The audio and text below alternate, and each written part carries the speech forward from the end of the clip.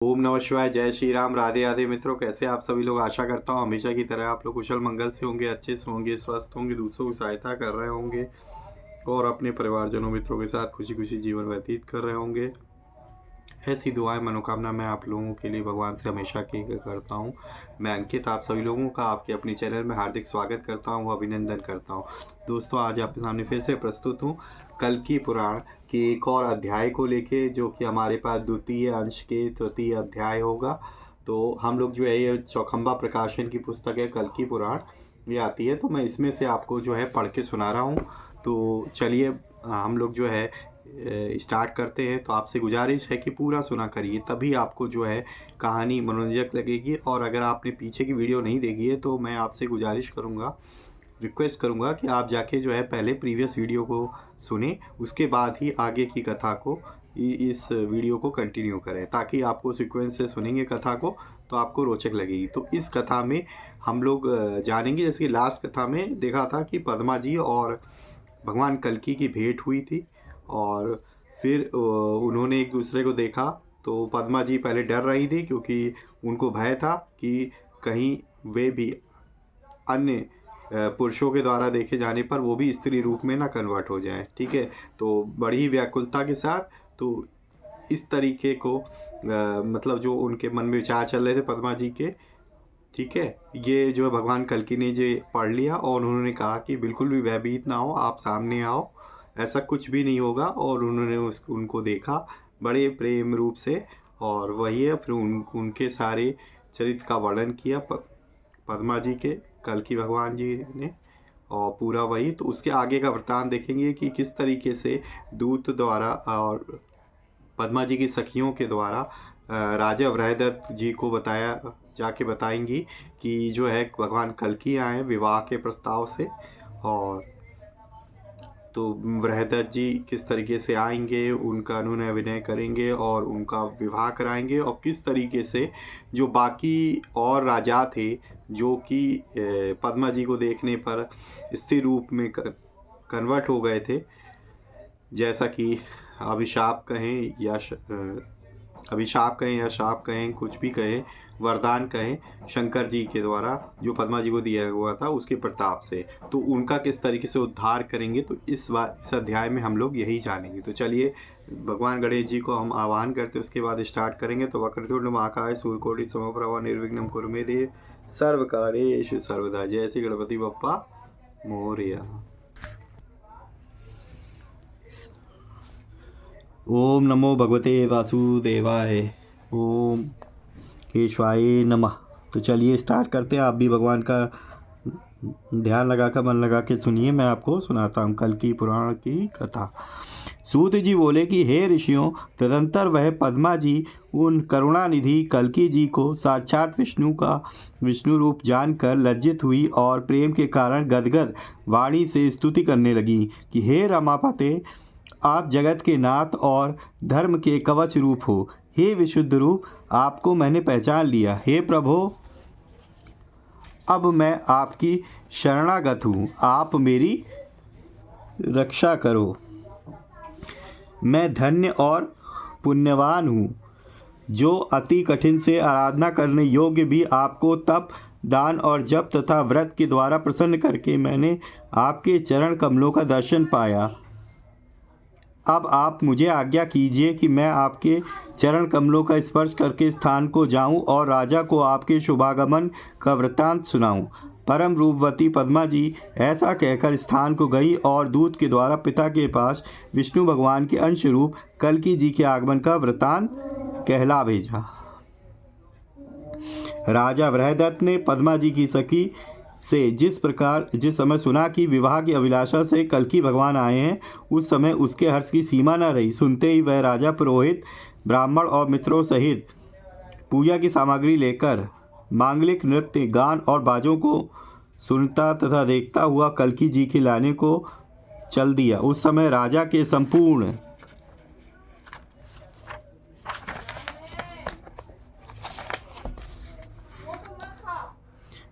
बांधव साथ हो लिए। पताका और सुवर्ण की वंदरवारों से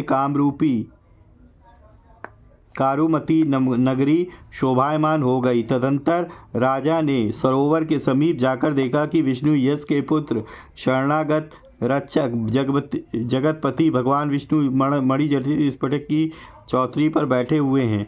जल की वर्षा करने वाले काले मेघ मंडल के ऊपर जिस प्रकार मनोहर बिजली और इंद्रधनुष आदि शोभित होते हैं, ठीक उसी प्रकार कल्कि भगवान के श्याम वर्ण शरीर पर नाना प्रकार के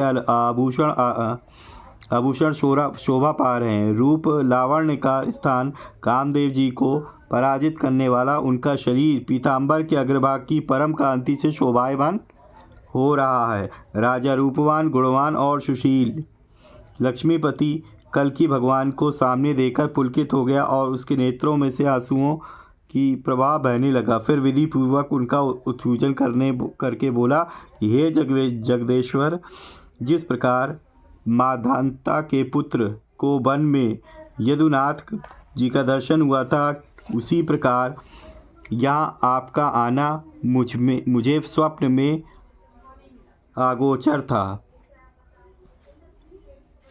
राजा वृहदत्त यह कहकर और पूजन करके कल्कि भगवान को महल और मंदिरों से शोभायमान अपने राजभवन में लाया और कुछ दिनों आदर पूर्वक रखकर कन्यादान कर दिया। उस राजा ने पद्म योनि ब्रह्मा की आज्ञा के अनुसार पद्मनेत्र पद्मनाभ भगवान कल्कि को पद्मा विधि पूर्वक समर्पण कर दी। परम प्रवीण भगवान कल्कि प्रियतमा स्त्री साधु पुरुषों से उत्तम सत्कार और सिंघल द्वीप का उत्तम स्थान पाकर कुछ दिनों वहाँ ही रहते रहे। जो राजे स्त्री रूप होकर पद्मा की सखी बन गए थे, वे शीघ्र ही त्रिलोकीनाथ भगवान कल्कि का दर्शन करने को आए। उन सब ने कल्कि भगवान का दर्शन करके उनके कमल चरणों का स्पर्श किया और उनकी आज्ञा अनुसार रेवा नदी में स्नान करते ही स्त्री रूप को त्याग दिया और फिर पुरुष हो गए। पद्मा जी गौड़वर्ण और कल्कि भगवान कृष्णवर्ण थे। इस कारण दोनों में परस्पर विपरीत भाव था। इसलिए मानो पद्मा का नीलांबर और कल्कि भगवान जी का पीतांबर रूप वाराह का वर्ण प्रकाशित होकर सबको परस्पर के रूप की एकता दिखा रहा था। राजे लोग भगवान कल्कि का परम अद्भुत प्रभाव देखकर शरण में आए और परम भक्ति के साथ नमस्कार करके स्तुति करने लगे। राजे बोले कि हे भगवान, आपकी जय हो, जय हो। आप अपनी माया के द्वारा जगत की अनेकों प्रकार की विचित्र रचना करते हो और आपकी माया के बल से ही उस जगत का परिणाम प्रलय होता है। तुम त्रिलोकी की संपूर्ण सामग्री को जल में डूबी हुई देखकर और वेद मंत्रों का उच्चारण ना होते देखकर पक्षी और मनुष्य आदि प्राणियों से शून्य निर्जन स्थान में मत्स्य रूप में प्रकट हुए थे। अपने रचे हुए धर्म रूप सेतु की रक्षा करने से निमित्त आपको ऐसा अवतार होता है। जिस प्रकार दैत्यों की सेना इंद्र को पराजित करने लगी और त्रिभुवन विजयी परम पराक्रमी हिरण्याक्ष दैत्य भी उन इंद्रदेव का संहार करने से निमित्त उद्यत हुआ, उस समय दैत्यों का नाश और पृथ्वी का उद्धार करने का संकल्प करके आपने महावाराह अवतार धारण किया। अब आप हमारी रक्षा करिए। पहले जिस समय देवता और दैत्यों ने मिलकर समुद्र को मथने के निमित्त मंदराचल पर्वत को स्थापन करने का स्थान नहीं पाया और चित्त में व्याकुल हुए, उस समय आपने उनकी सहायता करने का संकल्प करके कूर्म अवतार धारण किया और फिर उस पर्वत को अपनी पीठ पर धारण किया।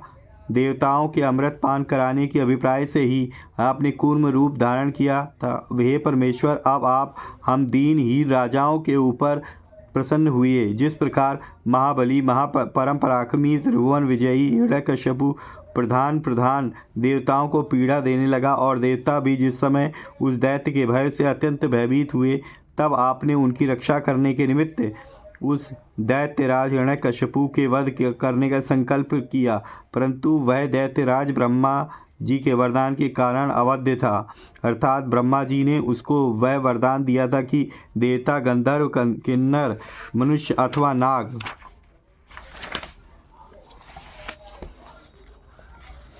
शस्त्र और अस्त्र से रात्रि में, दिन में, स्वर्ग में, मृत्युलोक में और पाताल लोक में तेरा वध नहीं कर सकेंगे। आपने यह सब विचार कर नरसिंह रूप का धारण किया। तब दैत्यराज हिरण्यकशिपु आपको देखकर क्रोध के कारण दांतों के नीचे के होंठ को चबाने लगा और युद्ध करने के निमित्त उद्यत हुआ। तब आपने नखों के अग्रभाग के से उसके उदर को फाड़कर उसको यमलोक का अतिथि बना दिया। फिर आपने त्रिलोकी के जीतने वाले बलि राजा के यज्ञ में इंद्र के अनुज छोटे भ्राता होकर वामन मूर्ति बौना रूप धारण कर दैत्य राजा बलि को मोहित करने के निमित्त 3 चरण भूमि मांगी। फिर संकल्प के निमित्त जल छोड़ते ही अपने मन की अभिलाषा पूर्ण होने से आपने विराट रूप धारण करके एक चरण से मृत्युलोक और दूसरे चरण से स्वर्गलोक को नाप लिया और इंद्रदेव को दे दिया। फिर बलि को पाताल में बेचकर त्रिलोकी को दान करके फलरूप आप उसके द्वारपाल बने। फिर अति बलि और परम पराक्रमी है आदि राजे जब अहंकार से मत्त हो धर्म और मर्यादा का उल्लंघन करने लगे, तब आपने उन्मत्त राजाओं का वध करने के निमित्त भृगुवंशावतंस जमदग्नि ऋषि के यहाँ परशुराम अवतार धारण किया। फिर आपने उस परशुराम अवतार में पिता के होम की धेनु का हरण करने के कारण अत्यंत क्रुद्ध होकर 21 बार पृथ्वी को क्षत्रियहीन किया। तदंतर जब पुलत्स्य वंशावतंश विश्वा मुनि का पुत्र राक्षस रावण अपने प्रताप से त्रिलोकी को दुखित करने लगा, तब उसका वध करने की इच्छा से आपने सूर्यवंशी राजा दशरथ के पुत्र रूप में रामावतार धारण किया। फिर विश्वामित्र जी से अस्त्र विद्या सीख कर जब पिता की आज्ञानुसार वन को गए, तब उस रावण ने सीता को हर लिया। इससे आपने क्रुद्ध होकर वानरों की सेना इकट्ठी की और समुद्र का सेतु बांधकर रावण का कुल सहित नाश कर दिया। तदंतर फिर यादव कुल रूप समुद्र के चंद्रमा रूप वसुदेव पुत्र श्री कृष्णावतार धारण करके दानवों का नाश कर त्रिलोकी के दुख को दूर किया, जिससे संपूर्ण देवता उस श्री कृष्णावतार चरणाविदों की सेवा करने लगे। उस समय आपने श्री कृष्ण और बलराम जी के रूप में अवतार लिया था। फिर आपने ही ईश्वरकृत वैदिक धर्म के अनुष्ठान में अर्थात यज्ञादि करने में अनेकों प्रकार की घृणा दिखाकर संसार के त्याग के द्वारा मिथ्या माया प्रपंच को दूर करने का उपदेश देने के लिए बुद्धावतार धारण किया। अब आप कलिकुल का नाश करने के निमित्त तथा बौद्ध पाखंड और मलेच्छ आदि अधर्मियों का नाश करने के लिए कल की अवतार धारण करके वैदिक धर्म रूप सेतु की रक्षा कर रहे हो। इस समय आपने हमारा स्त्रीत्व रूप नरक से उद्धार किया। इस कारण हम आपके अनुग्रह का क्या वर्णन करें। ब्रह्मा आदि देवता जिनकी लीला को जानने के लिए समर्थ नहीं होते, फिर जो कामिनी के देखने से कामदेव के वाणों से तड़ित हो रहे हैं, जिनका मन मृग तृष्णा से पीड़ित हो रहा है, ऐसे हम अधर्मों को आपकी लीला कैसे मालूम हो सकती है। हमको आपके चरण कमलों का दर्शन होना दुर्लभ था। हे कृपा सिंधु, हम आपके शरणागत हैं। आप हमारे ऊपर प्रेम युक्त नेत्रों का कटाक्षपात करिए। 3रा अध्याय समाप्त। सियावल रामचंद्र की जय। बोलो श्री हनुमान की जय।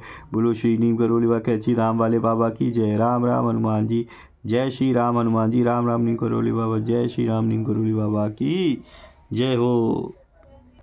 तो दोस्तों, ये था हमारे पास कल की पुराण के द्वितीय अंश का 3य अध्याय।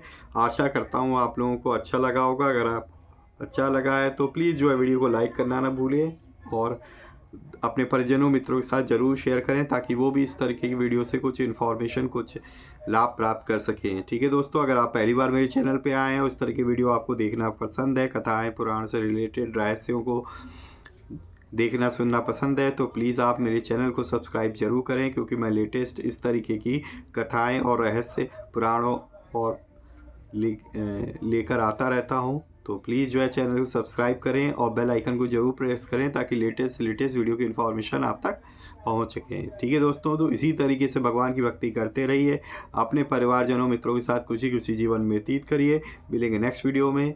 और हाँ, हमेशा किसी ना किसी एक पर्सन की हमेशा की तरह हेल्प करने की ज़रूर कोशिश करिए। मिलेंगे नेक्स्ट वीडियो में, तब तक के लिए जय श्री राम, राधे राधे मित्रों।